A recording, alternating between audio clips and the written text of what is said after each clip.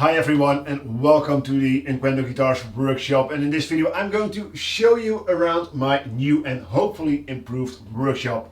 For anyone new to this channel and seeing one of my videos for the first time, I bid you a warm welcome, and I'll give you a brief little history of why I'm in a new workshop. Last year I suddenly had to replace my old workshop, also a cabin in the back of my garden, not dissimilar to the new workshop. And if you're interested in the entire history, I made a video series of tearing down the old workshop and building and outfitting the new workshop and everything that happened in the meantime in the last couple of months. So if you're interested, check out the video cards at the end of this video and the links in the description down below if you're interested in the entire history. But without further ado, let's start the tour of the workshop and go over some details and some decisions I made while outfitting this new workshop. So let's start right here, of course, with the entrance door. And next to the door there's a little rack I made for my long clamps and all kind of long stuff, like most important tool in the workshop, my broom. And it's just an easy little rack with some packs and some holes, and I can change it whatever I like, whatever configuration I like. And this is just an easy way to store all kinds of long tools. Underneath here, I don't know if you can see it, there's a little gas stove. It's pretty chilly today and this gas heater keeps it nice and warm. And of course I have my storage wall right here for all kinds of storage. Here's a nice little cabinet with my chemicals, finishing stuff, glues, spirits, whatever. Some hardware drawers. And all kinds of nicks and necks, some general stuff not really related directly to guitar building, but just a nice tall cabinet for all kinds of hardware.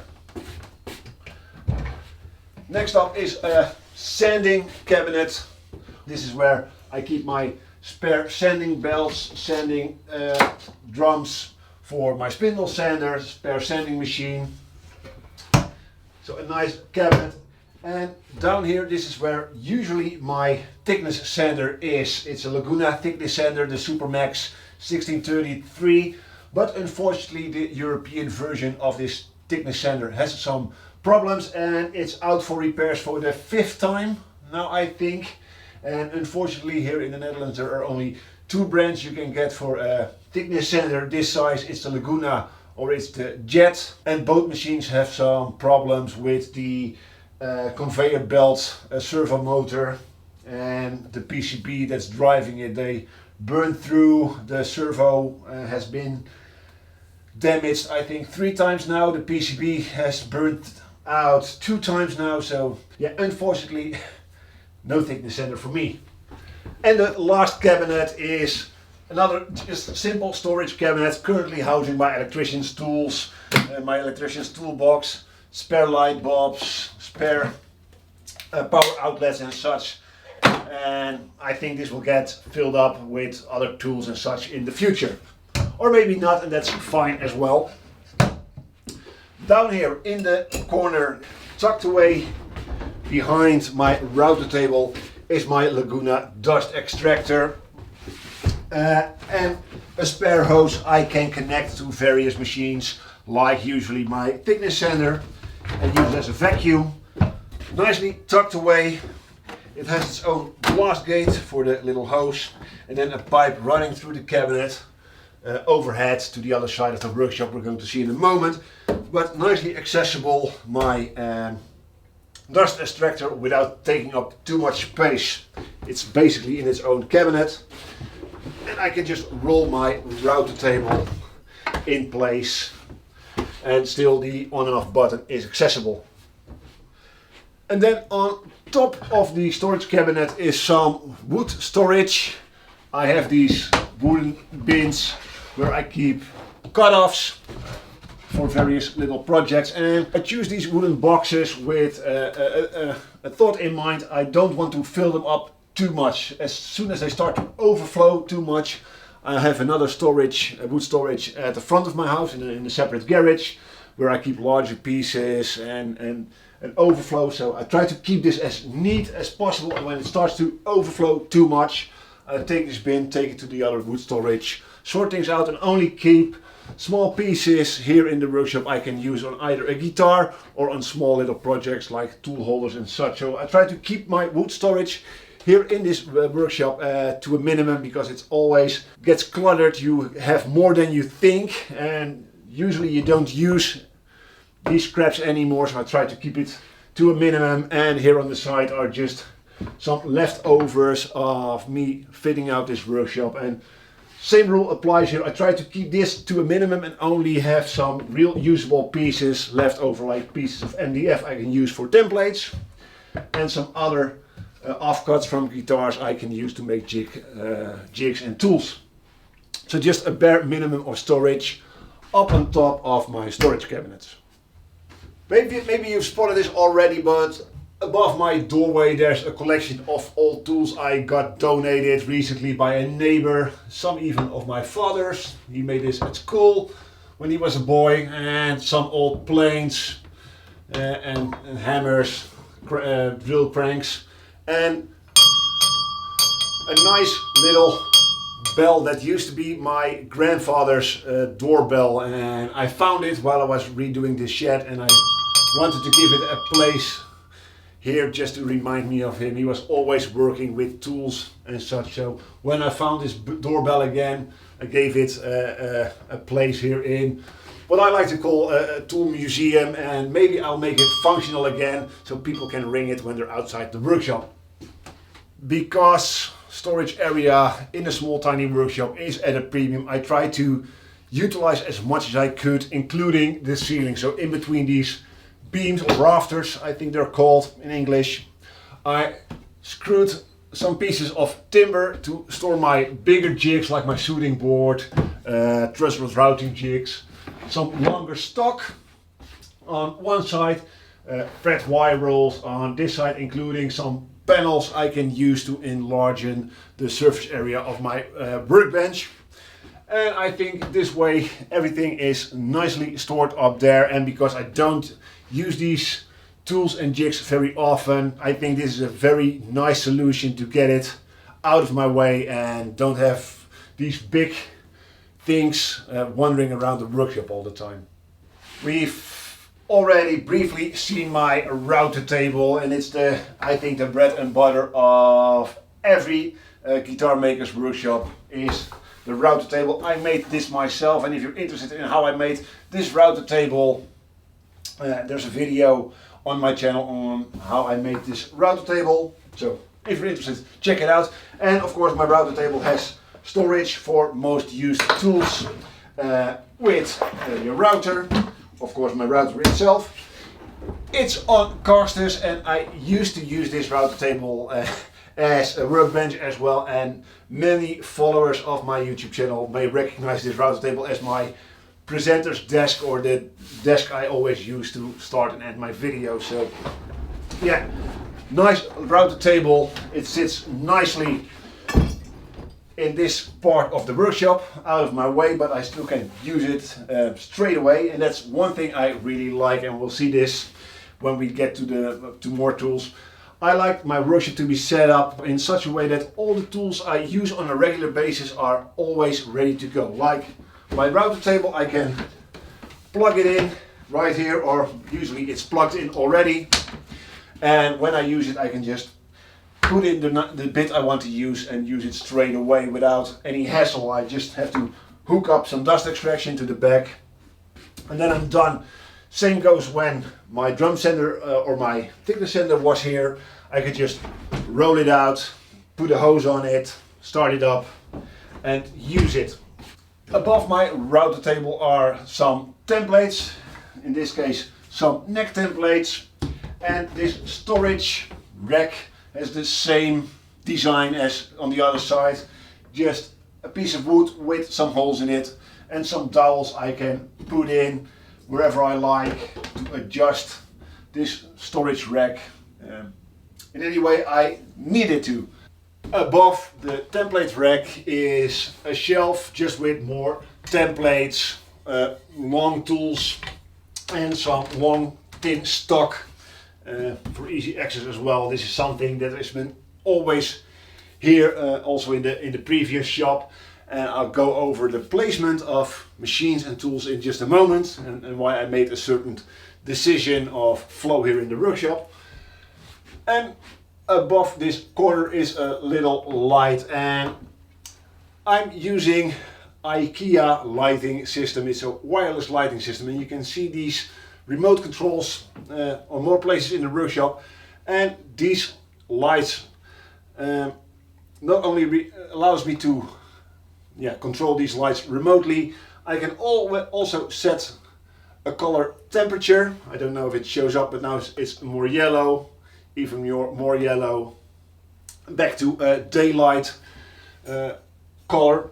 And this is to set the mood in my workshop. I also designed this workshop to give a certain mood, to be a cozy, nice place to hang out. That's why I also used reclaimed wood. And for those new to my channel, all the wood used on the cabinets is the old flooring of my previous workshop. And we'll see some drawers later on. That's actually the old sidings of my workshop. So the old workshop has been repurposed as furniture and storage units and tool holders in the new workshop. So that's very nice. So yeah, I like the IKEA remote system. They're very easy to connect light bulbs to, and this allows me to control several lights with one remote control and set color as such. One key feature in any workshop is having good lighting, and especially when you get a bit older and your eyes aren't what they used to be and you're wearing glasses, you should have very good lighting. Also, I'm shooting YouTube videos in here, so having good lighting is, I can't do without. So in the ceiling I have these two LED panels, and they're also on a remote control. I can dim them whenever I like.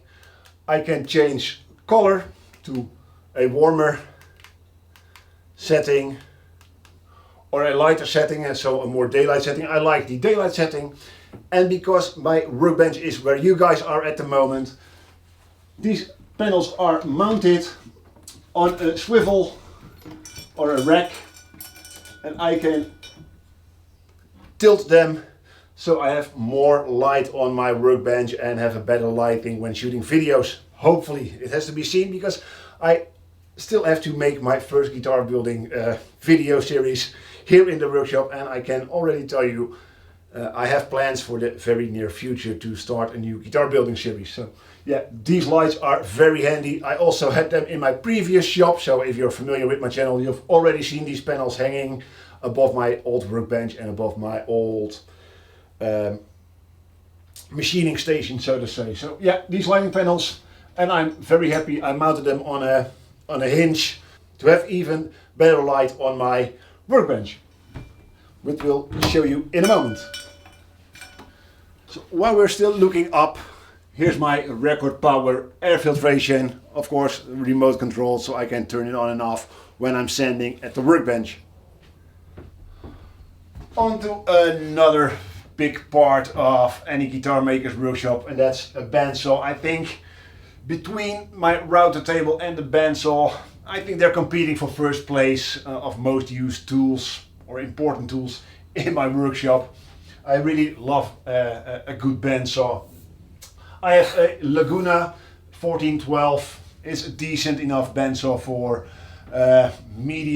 small to medium sized workshop, I think.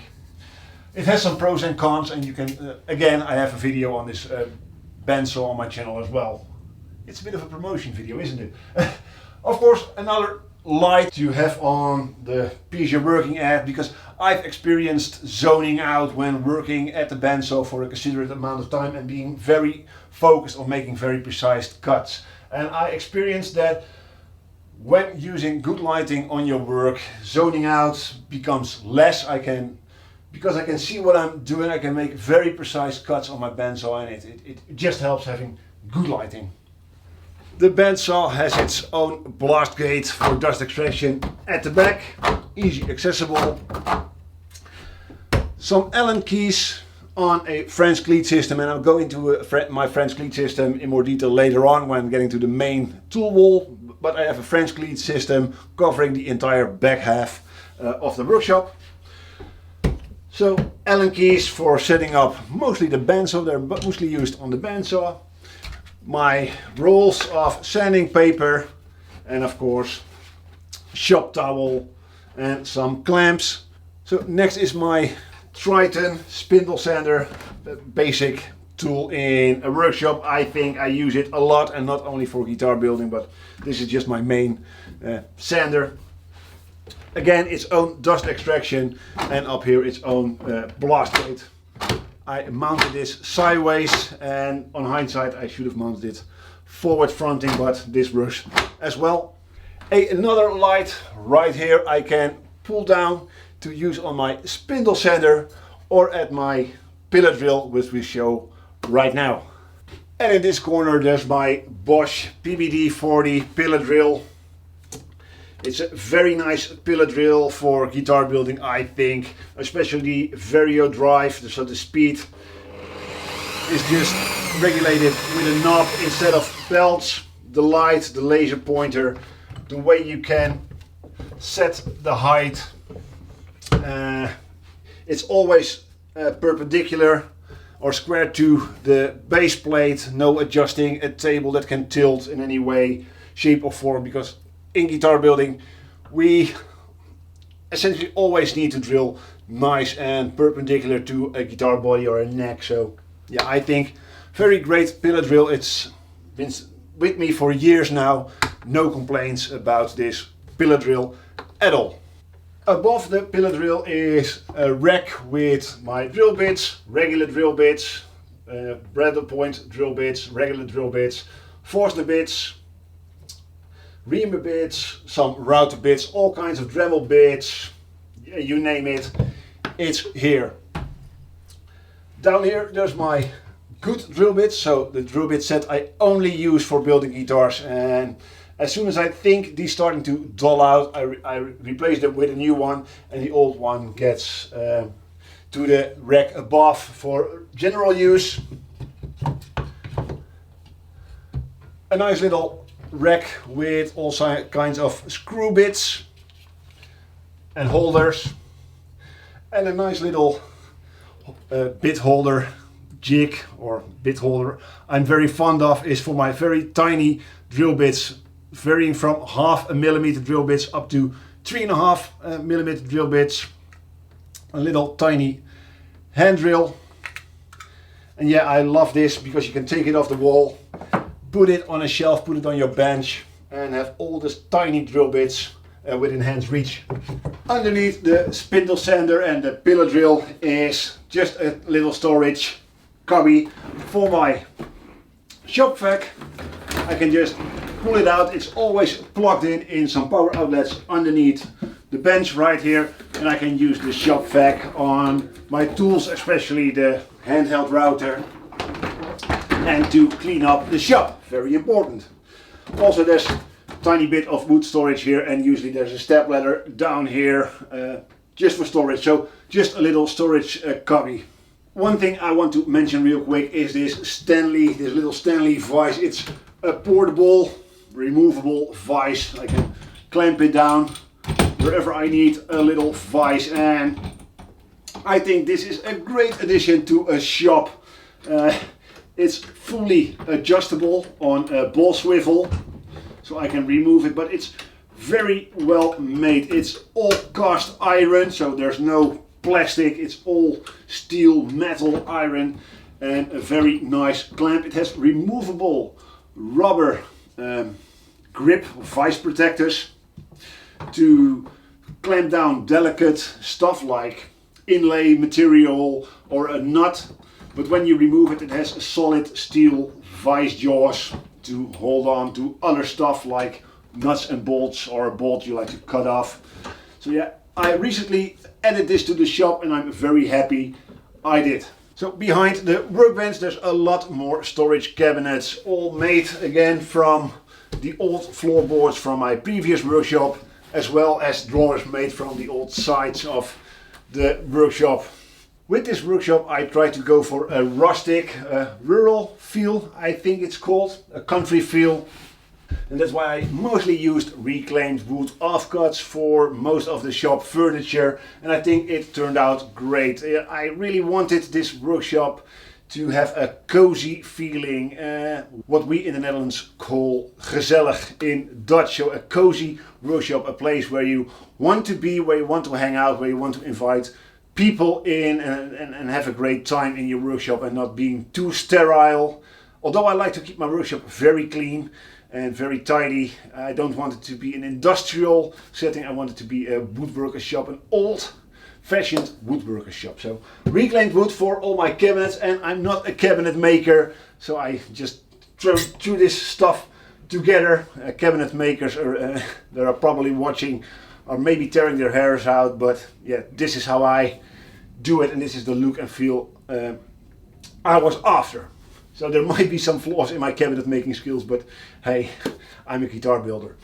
So a lot of storage, and there's plenty of space left nowadays, and I'm sure they get filled up with little projects and tools the coming year. So sharpening tools on this side, sanding stuff in a box on this side, all my corded power tools, my handheld routers, circular saws, jigsaws, you name it. Most of my corded tools are in this cabinet, and some little jigs and helpers for my Spindel Sander and my Pilar Drill up above, so they're close by. Drawers with various stuff. We all have drawers filled up with, yeah, stuff. So top drawer is a stuff drawer. Second drawer is mostly where I keep my most often used screws and hardware, and all my tapes are in this drawer, nice and close by. Sheets of wet and dry sanding papers and various guitar related stuff, truss rods, nicely secure in, yeah, I don't know what it's called in English, but they're nicely stored in here. And some drawers with, yeah, not regular used tools, not really woodworking tools, but adjustable spanners and such. Tools you often need, but not as much that they deserve a spot on the tool wall by themselves. So yeah, some drawers with miscellaneous stuff. And on this side I have my frequently used glues, my Titebond and some quick setting glues. My soldering station is in one of these wooden storage bins. Again, wooden storage bins inside the cabinets, so I can manage overflow. If they're starting to overflow with all kinds of junk, I can take them out, throw away what I don't longer need, what I don't want in them, and store them back. And down here, here's my Proxen miniature table saw and my fret press, just the fretting tools. I can take them out when doing fret work on a guitar neck and store them back in when I don't need them anymore. And the last cabinet holds racks. Again, wooden storage bin, some general purpose jigs up here, a bin full of tapes, and some brushes and finishing stuff right there. So a shot you don't often see, and that's underneath my workbench. There's some stuff going on underneath that I wanted to show you. There's a whole row of power outlets underneath the workbench, and I'll talk more about my workbench in a moment, but it's an adjustable, height adjustable workbench sitting on just a single column, and on this column I've bolted just a piece of wood that holds the electronics for the workbench itself, some power outlets, and another Stanley Vise I came across. I often use to hold down necks on my workbench, and it's a adjustable vise, and I use it to clamp it into the vise of my workbench and have a vise perpendicular to the vise that's already on the workbench. It came in very handy a couple of times already, and it lives here on a little hook, so it's easy to grab when I need it. So now the part I think a lot of you guys have been waiting for and are curious about, and that's my wall of hand tools. And It took me quite a while to arrange everything the way I wanted it to, and I'm going into more detail about shop layout in a moment. But for now, let's focus on my wall of hand tools. And as you can see, the entire back of my shed and the two sides are what's known as a French cleat system. And for everyone not familiar with a French cleat system, it's pretty simple. There are slats mounted on the back wall that are cut at a 45-degree angle. So they're mounted like so. And on the back of my tool holders is another piece of wood, also cut at a 45-degree angle. And when this slat is against the wall, here's the back of my tool holder, and these slide together, and the 45-degree cut holds everything nice and secure up against the wall. And this allows me to rearrange the tools whenever I feel like it. And it's an organic thing, and that's why a French cleat system is so handy for tool storage, because you can rearrange and readjust your layout as you see fit. When you buy another tool that you want to have on your tool wall, just rearrange everything, make a new tool holder and put it on your rack. So as you can see, let's for example take this little tool holder for my miniature vise. It has the 45-degree angle piece of cleat on the back, and I can just put it on the wall right here, or take this one off, put this here, put these here, whatever I like. So yeah, it's a very nice system to have in your workshop when you own a lot of hand tools.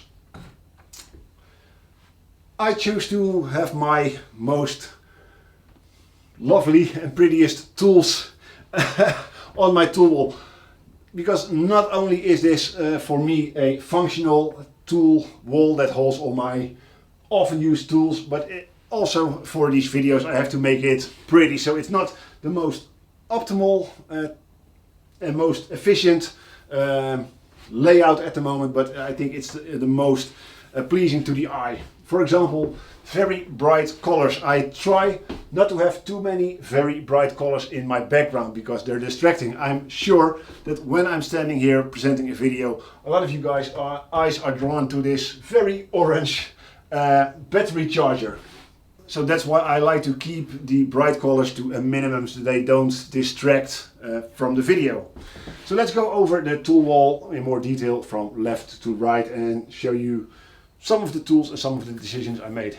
So let's start right here in this corner. Here's my charging station for my Makita and my Triton cordless drills that are stored up here again, so they don't be noticed as much in a video. And I think it's easy enough storage just to put them up these cabinets. These two battery chargers are switched on and off with a little switch right here, so I can power them down while I'm not in the shed. Yeah, people say they tend to be a fire hazard when they're turned on for too long in a dusty environment. So yeah, as a precaution, when they're charged, I switch them off. Well, up here is some general storage for small little parts like spare drill bits or freshly new drill bits, hacksaws for my jigsaw or jigsaw blades, hacksaw blades. All various blades are stored in these cheap little storage bins. I can highly recommend those, and I think if you watch other videos about workshops, you've seen these storage bins quite often, because they're cheaper than you can buy the lumber yourself, and they're sold again at a great big Swedish company starting with an I, so to say. So they're very cheap. They're just a couple of bucks, and I can't buy the materials to make these cabinets for the same price as I can buy them in a store, and that's why I use these pre-made cabinets instead of making them myself. I think I'm going to customize them a little in the future. I have some ideas about customizing these, but for now they'll do. Next over is a little shelf I made with all kinds of stains, and for those who have been following my channel for a while now, for a long while, these are the stains I got when I competed in the Great Guitar Build-Off a couple of years ago as a spot prize. So they're nicely stored up here. There's some crimson ones, there are some TLC Guitar Good stains as well, and I like both brands evenly. So they're my stains. Down here is my dust collection. As you can see, from different species of wood I collect dust in these little jars. They're sealed, so there's no moisture getting into these little jars. So yeah, it's real dust I use for small little repairs, filling up holes and doing inlays and such. So for all kinds of species of wood I collect the dust. So I have ebony, rosewood, wenge, mahogany, black limba, marblewood, basswood, and an identified kind of wood. It's a pinkish brown, and I can't remember what species this is, but it's nice to have a small collection of dust. I used to store these in plastic bags, in zip bags, but I found these little jars in a store, and I thought this would look nice to store it like this. And because there are sealed jars, I'm sure there's no moisture getting into this, making a bit clump of wood. You might have noticed I started collecting signs, just signs that make me happy to look at, and I think I might expand my collection here in the shed, just little signs everywhere. With mostly motivational text. So if you come across a nice sign you think that might fit my workshop, yeah, let me know in the comment section down below. Drop me an email if you know of a little sign that might suit my workshop. There are a lot of tools to go over, so I make this as brief as I can and keep this interesting. Underneath my stains and my dust are a collection of files and rasps. Of course, my Shinto rasp, trusty Shinto rasp. Some files, Iwasaki carving files. Some small little triangle files. My little inlay files, they're just out of frame, I think. But yeah, little files instead of little files. And a very recent addition to my collection are these very, very tiny carver's files. I hope they show up on camera. But I have a whole bunch of these different shaped files in different grades. So usually there's a fine and an ultra fine side to these little files. And because they're all shaped differently, this is a flat curved one with a little tip. I also have square ones. So there's a square curved tip, and these help me to get into all kinds of small nooks and crannies when making guitars, doing inlays and such. So underneath the files are similar storage cabinets as up here, and these hold various guitar related parts. So tiny little screws, wires for electronics, all kind of outputs, so electronic parts, tremolo parts, you name it.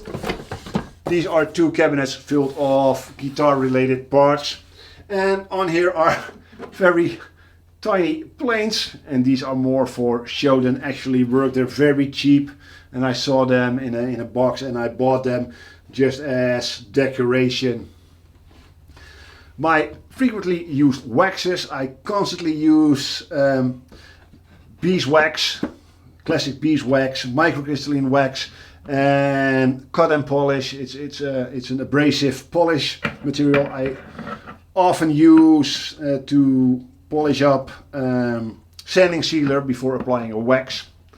So very good product I use regularly, especially on these tool holders. All these tool holders are finished with either sanding sealer cut and polish and microcrystalline wax, or sanding sealer and melamine lacquer, very hard plastic-like lacquer, especially tool holders like these where you have abrasive tools being stored in. I used melamine lacquer just to make them real tough. Different tool holders are finished in a different way just to see how they hold up to regular abuse with tools.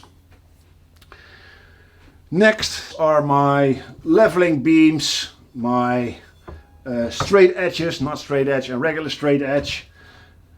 Super glue down here, kinds of pliers and nippers, a rack of card scrapers in all various sizes and shapes, of course a nice collection of tin card scrapers, with the burnishing tool right here, a little block full of Allen keys, and these are the sizes most used on guitars, so I can take this off, put this on my workbench if I need a lot of Allen keys to set up guitars. They live right here for the moment. Thick scrapers, so these are big, thick, hefty scrapers used to remove a lot of material and get into very tiny corners. Screwdrivers, just a set of very good screwdrivers, and I only use these on guitar parts, so I have a good tip on each screwdriver, because screws supplied with guitar hardware tend to be very soft and they require a perfect fitting screwdriver to not damage them. So I have a separate set of screwdrivers, especially for guitars, right here. Fretting tools, so fret leveling file or fretting files, fretting hammer, shaped fretting files, collection of hammers down there, some products, guitar maintenance products, fret cleaning solutions, fretboard cleaning solution, fretboard oils, various brands and types depending on the type of fretboard. Again, another little sign, gentleman's club, mind your manners. I think it's manners make the man. I think being well behaved is a good thing. And up here my hand plane collection, so to say, and I think these four are the most essential planes for guitar building. It's a number 4, I have a Stanley number 4, Eckminster Rider 62. It's a low angle, smoothing plane or low angle plane for used mostly on difficult to plane wood, highly figured wood and such. Nice plane, not essential. I recommend if you're going to buy planes, buy a number 4. My number 7, this is a Stanley number 7 jointer's plane. Highly recommend those two, and a number 21. This is a very old one, and as you can see, it's been repaired a couple of times. Late 1800s, early 1900s. It's estimated this plane to be that old. Very nice plane, very good blade. This is an old version, but of course you can get the new version as well. So that's what I recommend. These 3 planes, a number 7, number 4 and a number 21. Just a hand block plane, are essentially all the planes you're going to need for guitar building. Everything other than that is pure luxury and for your own preference and when collecting planes. Of course, I sometimes get planes from neighbors, friends, relatives that know I have a woodworking shop, and they drop me old planes they find, and yeah, I tend to restore these or just keep them as decoration in my shed, just to a bit of decoration like the old tools above my door. Next to the planes is my sawtail with some jars on top, some small barrels. They used to be coffee barrels, and this is where I keep my disregarded blades. So all sharp tools that get disregarded go into this wooden barrel, and I dispose of them correctly at our garbage disposable area. Right here is my sawtail, various fret saws, various Japanese saws, regular saws, jeweler saws. So just a tiny corner where I hang my saws. And down here, something I'm particularly proud of is my set of Narex chisels and gouges. I recently bought a set of these gouges just to try them out. I've sharpened them but are not used much. But I came across a set of these gouges, something I didn't have already. So I treated myself to a set of these gouges, made a new storage rack for my chisels. And yeah, I'm very proud of this collection of chisels. I think they look nice, they work absolutely great. They're a bit hard to get ready, but once you have them sharpened, yeah, I really like these chisels. And then I have this little area, a place I like to sit at, to work at, to make drawings at, or to put my iPad and watch videos, or have my iPad here for reference.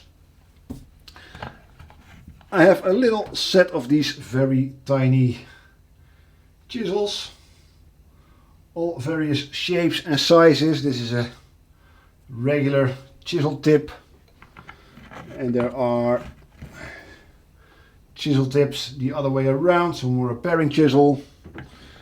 Knives, my scalpel blades are stored right here, so I don't accidentally cut myself. Just a nice little set of carving knives, or whatever you like to call them, right here. Thread polishing rubbers. My protractor, and I get asked a lot about this protractor in my videos. I think every week I get messages and comments on this protractor, what it is, where to buy them. It is an Incra protractor. This is a metric one, because I'm in the Netherlands. We use the metric system, but they're also available in Imperial if you prefer. And you can buy them almost in every good woodworking shop. And in my video descriptions there's a link to my Amazon page, and you can get them there as well. And by purchasing something from that page, you help this channel out a little bit as well. I try to make a list in the video description of most of the tools shown to an affiliated marketplace. So if you buy tools using those links, you may support this channel a tiny bit without extra cost on your side. Again, some general stuff: neck resting holders, sanding blocks, and one of the most important things in a workshop, power outlets. I just showed you underneath my workbench are a whole bunch of power outlets, and there are power outlets literally everywhere in my shop. There are two here.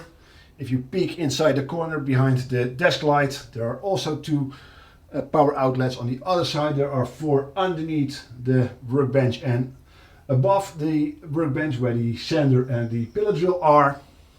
And yeah, spread out along the ceiling of my workshop there are also power outlets. So yeah, one tip I can give you: make sure you have enough power outlets, especially these days.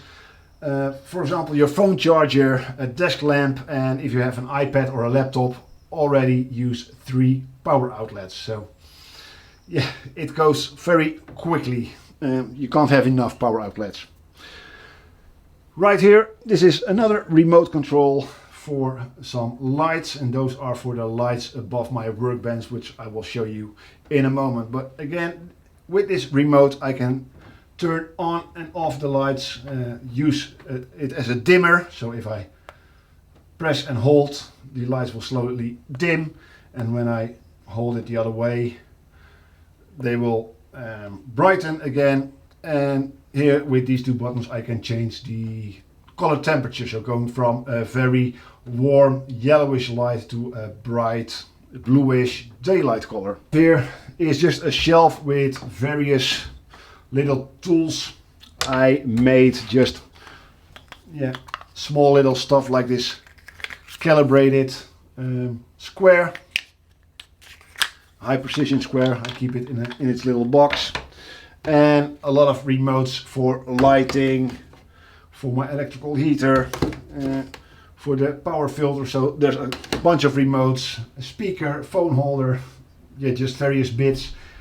And over here is my pencil holder, and people who are familiar with my channel know this holder already. It used to be above my old workbench in almost exactly the same place as it is now. And down here there are various straight edges and marking tools just hanging here close by my workbench, easy to grab right at hand, as well as some drawing skates and my adjustable and fixed squares. And next to my workbench I finally have a place to hang up a guitar in the workshop. So when I'm working on a guitar or have one finished, I finally have a nice stand to hang a guitar on the wall, something I didn't have in the previous workshop, unfortunately. Be assured, I don't keep finished guitars here in the workshop. I always take my guitars, or any guitar I'm working on, back into the house. The shed is fine during the day when I have a heater or ventilation going, but during the night it can get a bit humid in here, so I don't keep guitars stored here in the workshop. They're always going back inside the house with me. So next to the guitar there's another working lamp, just a desk lamp, an adjustable desk lamp I can use above my workbench, and it's a bit of a team, good lighting. Speaking of lighting, these two lights above my workbench are not only adjustable with brightness, but with a pulley system that's running above my head right here, and this rope. I can also lower these lights to be just above my workbench,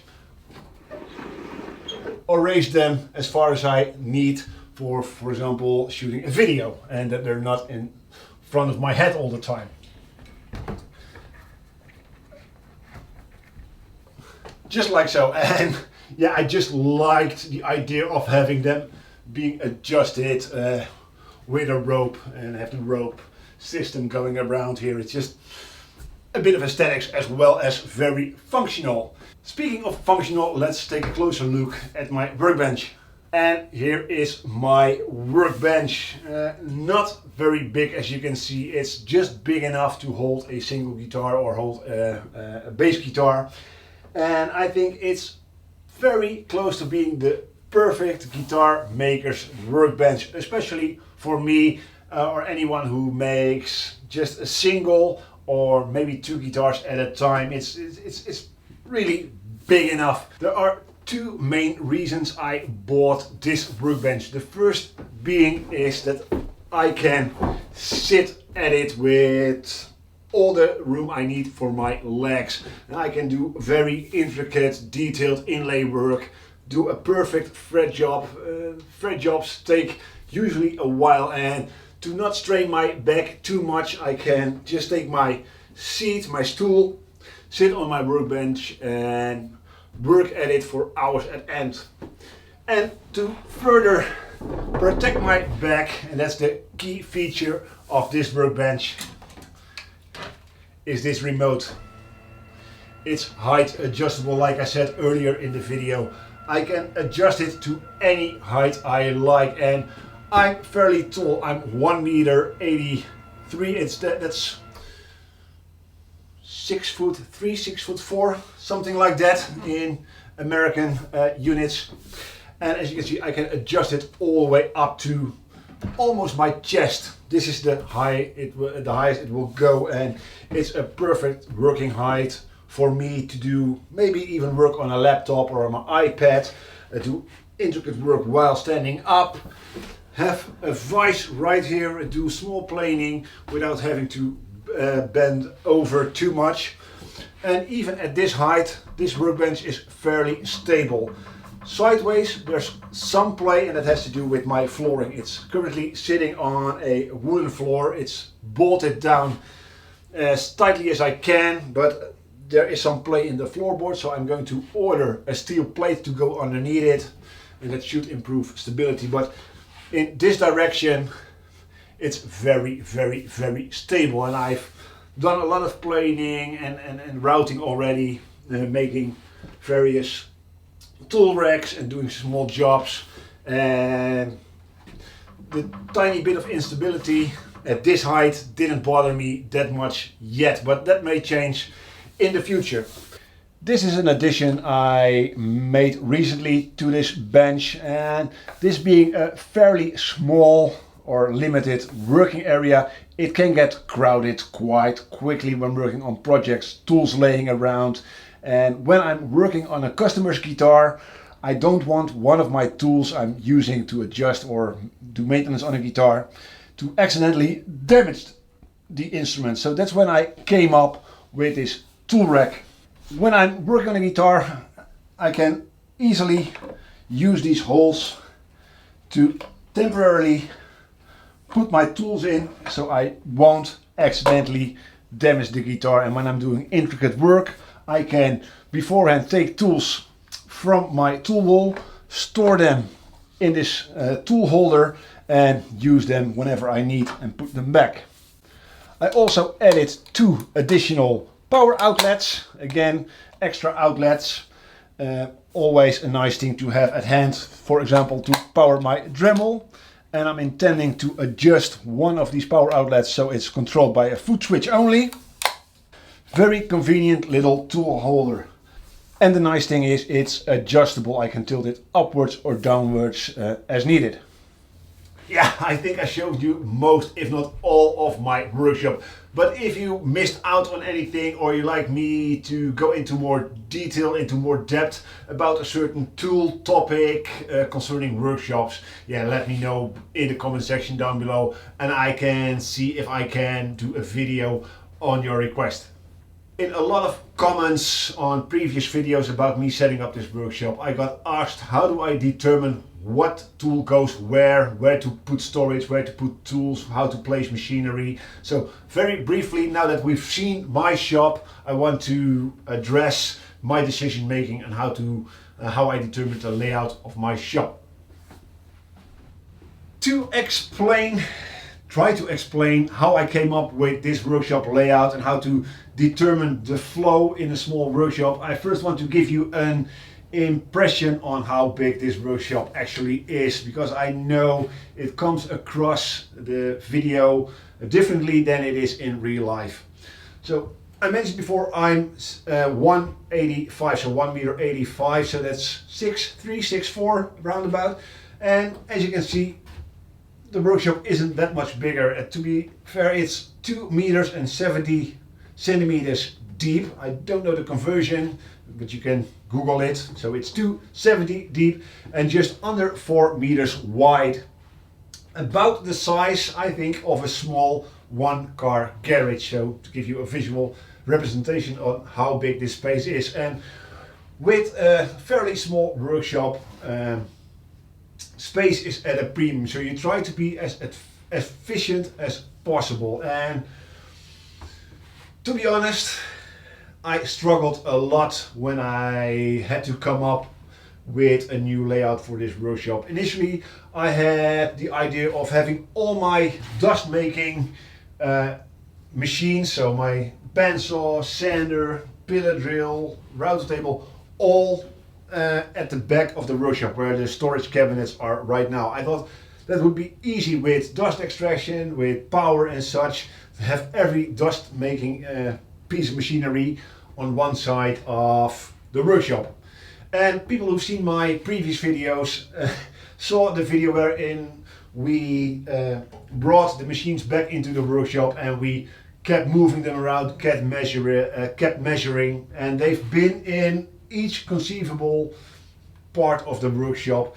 But what I've noticed when I was doing small project, when I was making these cabinets and was making tool holders, I kept going to certain spots to find certain pieces of machinery, tools, or do specific tasks. And that's how you come up with the best possible layout for your workshop. Just put your tools and machines anywhere, it doesn't matter, and then start working on small projects and see what your natural flow is in your workshop. If you keep going to a specific corner to use your Pilar Drill, but your Pilar Drill isn't in that corner or in that part of your workshop, move your Pilar Drill there.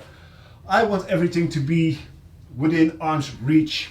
And while I was doing this workshop, like I said, I kept going to this corner for my Pilar Drill because it's always been here. My drill bits, I had them placed on this section of the tool wall, but I kept going here to find a drill bit. So I moved my drill bits back to where they always have been. It's my flow. It's been my flow for many years here in the workshop, and yeah, regular viewers might have already noticed all my tools are in very similar locations as in the old shop, and that's because that is my natural flow. So if you want to come up with your layout for your workshop, just put your machines where you think it's convenient, but don't make it permanent yet. Start working on small projects and then see where your tools need to be for your natural flow in your workshop, and then add your fixed dust extraction, add your power outlets. That's all easy. One thing to keep in mind when it comes to dust extraction, it's pipe, especially if you make it a rigid system with pipes and blast gates and such. Try to keep the amount of ductwork and pipe work as short as possible. Every T-section, every bend in your pipe will cause resistance in your dust extraction system and make it less efficient. So my recommendation is keep all your tools that need a dust extraction hookup to one side to minimize the amount of ductwork you're going to need for your dust extraction. So you don't need a big dust extractor just to conquer all the resistance you've created with your ductwork. I think I can talk for hours about setting up a workshop, coming up with storage ideas, setting up your tools, coming up with efficient workflow. But yeah, like I said, I think it's highly personal and depends on specific situations. What kind of shop do you have? What kind of machines and equipment do you have? What project do you like to work on? How do you like your workshop to feel, and what do you want to maybe show to your customers on, or maybe on YouTube to your viewers? So yeah, setting up a shop and decorating it is highly personal, but I do hope my video has given you some ideas, some inspiration you can incorporate in setting up or maybe improving your shop. So if my video did help you, or you just liked watching this video, let me know by leaving a like on this video. It really helps out my channel a lot. And if you have any questions, comments, any details you want me to address further in depth, let me know in the comment section down below. And as always, if you're new to my channel and you like what you've seen, please consider subscribing and hitting that little notification bell so you get notified when I upload something new. Speaking of something new, I have a new guitar build in mind. I'm working on the final details and I'm hoping to start shooting the video within a couple of weeks, and I'm not sure yet when that first guitar building video will go live here on YouTube. So make sure you have all your notifications turned on so you get notified when I upload it. In the meantime, I hope you all have a very nice time, and I'll see you in the next video.